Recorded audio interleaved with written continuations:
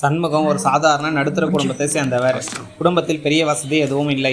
படிப்பு முடித்ததும் ஒரு தனியார் நிறுவனத்தில் சாதாரண ஊழியராக வேலைக்கு சேர்ந்தார். சம்பளம் குறைவாக இருந்தாலும் அவருடைய ஆசை மட்டும் பெரிதாக இருந்தது. எப்படியாவது வாழ்க்கையில் முன்னுக்கு வரணும், ஒரு நாள் பெரிய பதவியில் இருக்கணும் என்று தினமும் நினைத்து கொண்டே இருப்பார். சண்முகம் வேலை செய்த நிறுவனத்தில் நாராயணன் என்ற வயதான மேனேஜர் இருந்தார். அவர் அந்த நிறுவனத்தில் பல வருடங்களாக வேலை பார்த்து வந்தவர். அலுவலகத்தில் எல்லாரும் அவருக்கு மரியாதை கொடுத்தார்கள். சண்முகம் அவரை தினமும் கவனிப்பார். மற்றவர்கள் தங்களுக்கு கொடுக்கப்பட்ட வேலையை மட்டும் செய்வார்கள். ஆனால் நாராயணன் நிறுவனத்தின் ஒவ்வொரு விஷயத்தையும் பொறுப்புடன் கவனிப்பார். அவருடைய அனுபவத்தை பார்த்து சண்முகத்திற்கு அவர் மீது மிகுந்த மரியாதை ஏற்பட்டது. ஒரு நாள் சண்முகம் நாராயணனிடம் சென்றார். சார், நான் வாழ்க்கையில் பெரிய நிலைமைக்கு வரணும்னு ஆசைப்படுறேன். உங்களை மாதிரி அனுபவம் உள்ள ஒருத்தர் எனக்கு ஏதாவது நல்ல ஆலோசனை சொல்லுங்கள் என்று கேட்டார். நாராயணன் சிரித்து விட்டு சொன்னார், சாதாரண ஊழியன் தனக்கு கொடுக்கப்பட்ட வேலையை மட்டும் செய்வான்.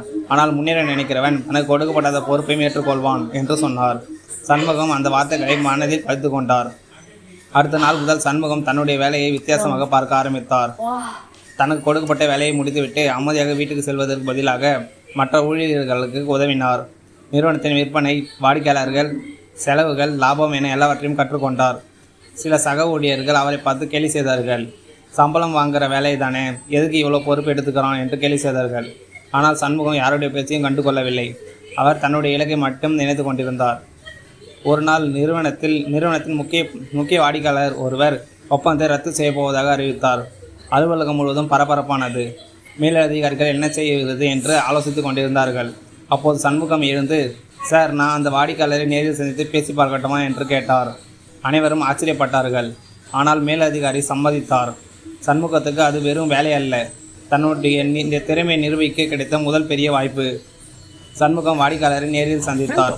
அவர் தன்னுடைய நிறுவனத்தை ஆதரித்து வாதாடவில்லை. முதலில் வாடிக்கையாளரின் குறைகளை அமைதியாக கேட்டார். உங்களுக்கு ஏற்பட்ட பிரச்சனையை முழுசாக புரிஞ்சுக்கணும், அதுக்கப்புறம் தான் தீர்வு சொல்ல முடியும் என்றார். வாடிக்கையாளர் தன்னுடைய பிரச்சனைகளை எல்லாம் கூறினார். சண்முகம் அவற்றை ஆராய்ந்து நடைமுறைக்கு ஏற்ற ஒரு தீர்வை முன்வைத்தார். அவருடைய நேர்மையும் பொறுப்பான அணுகுமுறையும் வாடிக்கையாளருக்கு பிடித்துவிட்டது. ஒப்பந்தம் ரத்து செய்யப்படவில்லை. மாறாக அந்த நிறுவனத்துக்கு இன்னும் பெரிய ஆர்டர் கிடைத்தது. அந்த வெற்றி சண்முகத்தின் வாழ்க்கையை மாற்ற ஆரம்பித்தது. சில வருடங்கள் கழிந்தன. நாராயணன் ஓய்வு பெறும் நாள் வந்தது. அவர் சண்முகத்தை தனியாக அழைத்தார். நீ நல்லா வளர்ந்துக்கிட்டே இருக்க, ஆனால் வாழ்க்கையில் ஒரு நாள் உனக்கு மிகப்பெரிய பிரச்சனை வரும். அப்போது இந்த சீட்டு உனக்கு தேவைப்படும் என்று சொல்லி ஒரு சிறிய காகிதத்தை எடுத்தார். அதில் 2 வார்த்தைகளை எழுதி அதை மடித்து சண்முகத்தின் கையில் கொடுத்தார். இதை இப்போ திறக்காதே, உனக்கு மிகப்பெரிய பிரச்சனை வரும்போது மட்டும் திறந்து பார் என்று சொன்னார். சண்முகம் அந்த சீட்டை பத்திரமாக வைத்து கொண்டார். பல வருடங்களுக்கு பிறகு சண்முகம் நிறுவனத்தின் முக்கியமான நிர்வாகியாக உயர்ந்தார்.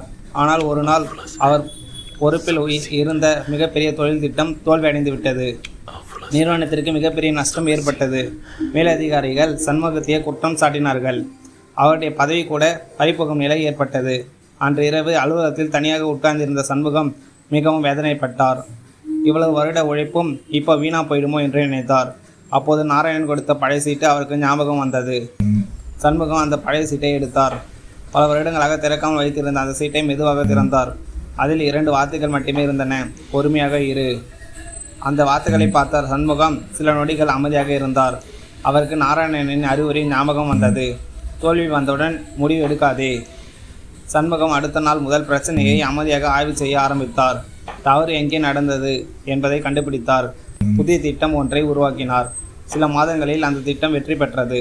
சண்முகத்தின் பதவி காப்பாற்றப்பட்டது மட்டுமல்லாமல் நிறுவனத்தின் அவருடைய மதிப்பு பல மடங்கு உயர்ந்தது. சில வருடங்களுக்கு பிறகு சண்முகம் அந்த நிறுவனத்தின் CEO ஆனார். அவர் பெரிய அலுவலகத்தில் அமர்ந்திருந்தாலும் தன்னுடைய கடந்த காலத்தை ஒருபோதும் மறக்கவில்லை. ஒரு நாள் நாராயணனை மீண்டும் சந்தித்தார். சார், நீங்கள் கொடுத்த அந்த 2 வார்த்தைகள் தான் என்னை இவ்வளவு தூரம் கொண்டு வந்துருச்சு என்றார். நாராயணன் சிரித்தார். அந்த 2 வார்த்தைகள் மட்டும் உன்னை CEO ஆக்கல. சண்முகம் ஆச்சரியமாக பார்த்தார். நாராயணன் தொடர்ந்தார். முதலில் நான் உனக்கு சொன்னது பொறுப்பை ஏற்றுக்கொள். நீ அதை செய்ததால் உனக்கு வாய்ப்புகள் கிடைத்தது. அடுத்ததாக நான் சொன்னது பொறுமையாக இரு. நீ தோல்வி வந்தபோதும் பொறுமையாக இருந்ததால் அந்த வாய்ப்புகளை வெற்றியாக மாற்றினாய். சண்முகம் புன்னகைத்தார். அன்று முதல் அவர் புதிதாக வேலைக்கு சேரும் ஒவ்வொரு ஊழியர்களிடமும் ஒரே விஷயத்தை சொல்ல ஆரம்பித்தார். வாய்ப்பு கிடைக்கும்போது பொறுப்பை ஏற்றுக்கொள்ளுங்கள். தோல்வி வரும்போது பொறுமையை இழக்காதீர்கள். ஏனென்றால் வாழ்க்கையில் பெரிய வெற்றியை அடைய பணம் மட்டும் போதாது. பொறுப்பை ஏற்றுக்கொள்ளும் தைரியமும் தோல்வியை கடந்து செல்லும் பொறுமையும் இருந்தால் ஒரு சாதாரண மனிதராலும் மிகப்பெரிய உயரத்தை அடைய முடியும். இந்த குட்டி கதை பிடித்திருந்தால் மறக்காமல் ஒரு லைக் அண்ட் சப்ஸ்கிரைப் பண்ணுங்கள். இன்னும் இது போன்ற கதைகள் வேணால் சொல்லுங்கள்.